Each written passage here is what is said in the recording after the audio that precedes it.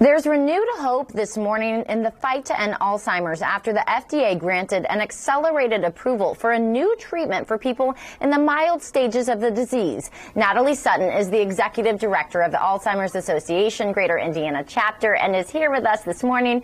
Natalie, thank you for being here. Thank you for having me. So explain, what is this? What does this mean? Well, this means that there is now a second FDA-approved drug that can actually slow the progression of Alzheimer's disease. And for those who are familiar with this condition, that is just many years coming and so needed for those who are living with Alzheimer's disease and their family caregivers. What is this treatment called specifically, and what will it do? Yes, the name of the drug is lecanemab, or will be marketed by the brand name Leqembi, which we learned with the FDA approval. And the drug is shown in its clinical trials to remove amyloid plaques from the brain.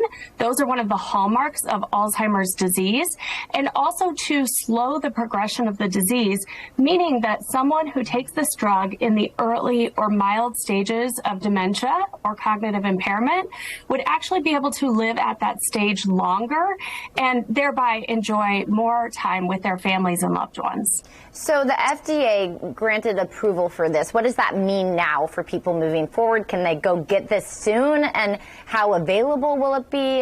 Is it financially available? Can you talk about that? Great questions. With an FDA approval, that does mean that the drug, there's scientific evidence that has then been endorsed by the FDA and the drug is approved for use. However, as you might imagine, that FDA approval is a milestone in the drug development process, and it will take some time for the company to manufacture the drug, for this to get for this to become widely available to people. And the other issue is access, and that's something the Alzheimer's Association is really working on. The Centers for Medicare and Medicaid Services recently made a decision that would actually limit the availability of this drug, but they also said that they would revisit that decision with new evidence. And so we are pushing for them to revisit this decision so that it would be covered by Medicare and Medicaid and therefore be more widely accessible to the people who could benefit from it. So a few steps forward, certainly, that has to happen. What does this mean for research moving forward? Well, this drug is not a cure, but it can slow the progression of the disease and give those living with Alzheimer's more time. And that's a huge benefit, but there's still so much work to do. And so we continue to test other targets, other kinds of therapies that might make an impact. Someday we envision that there could be combination therapies available. And so this is one big step.